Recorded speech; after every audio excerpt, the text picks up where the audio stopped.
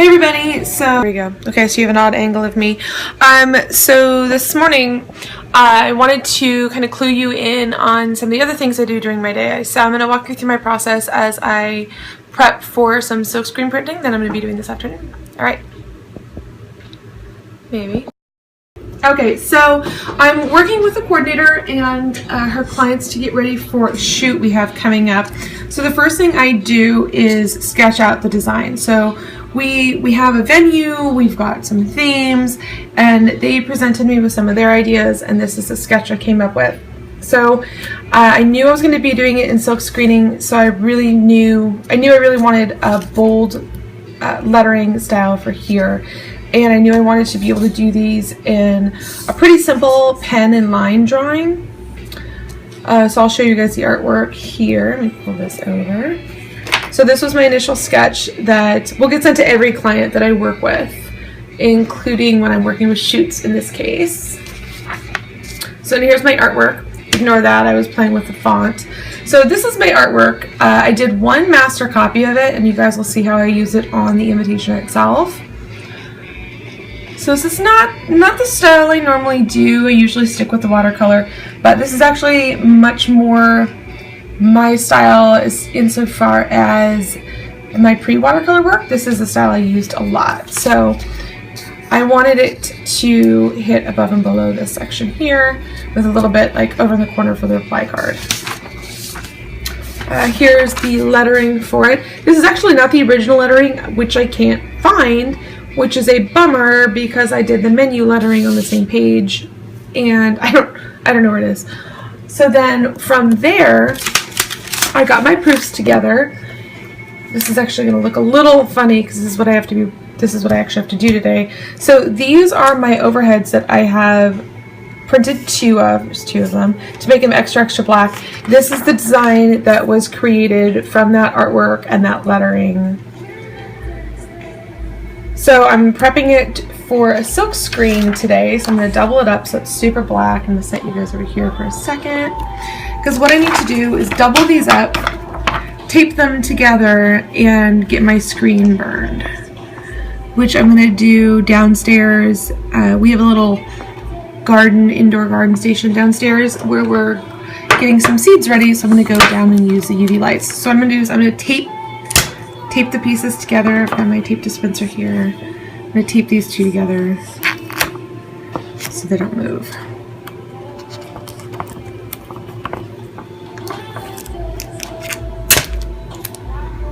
Layouts, you said you like to learn how to do layouts. Do you mean layouts for invitations?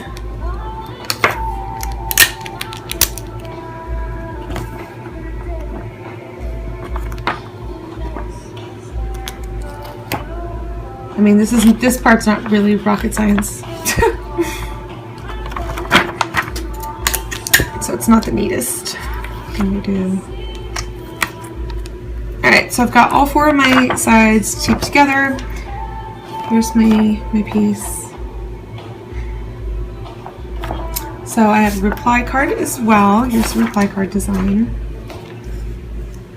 So you can see the design side by side.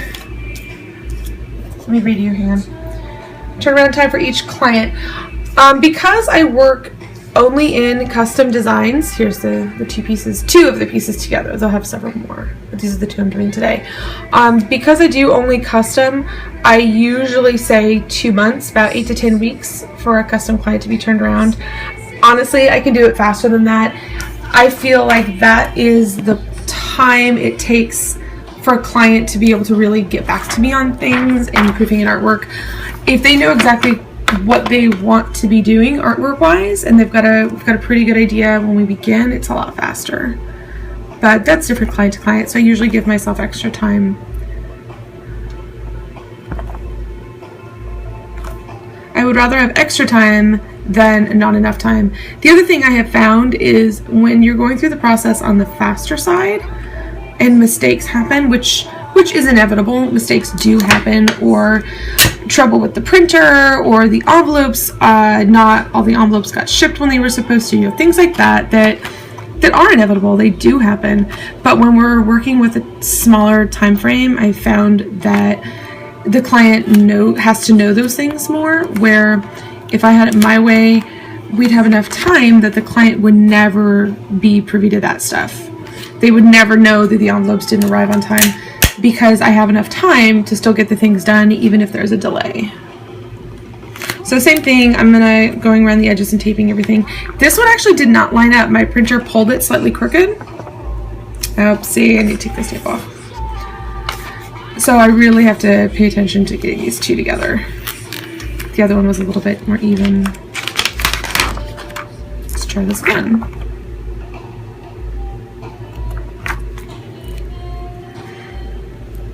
Just joined. I didn't catch that last part. All I saw was letterpress. Do you mind retyping that? Sorry, I was looking at my overhead here.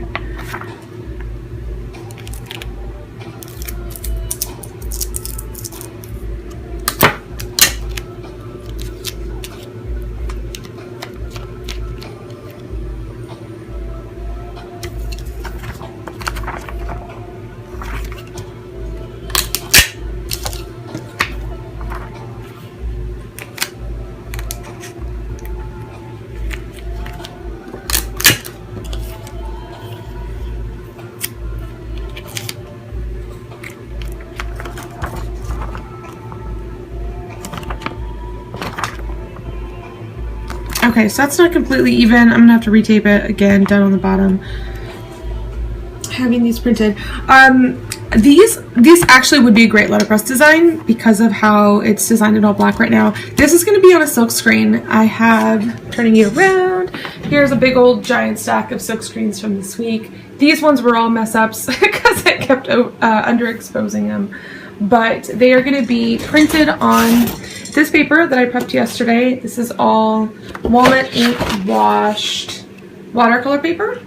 And I'm going to trim them down to size and then silk screen in kind of a vintagey rose glass kind of color.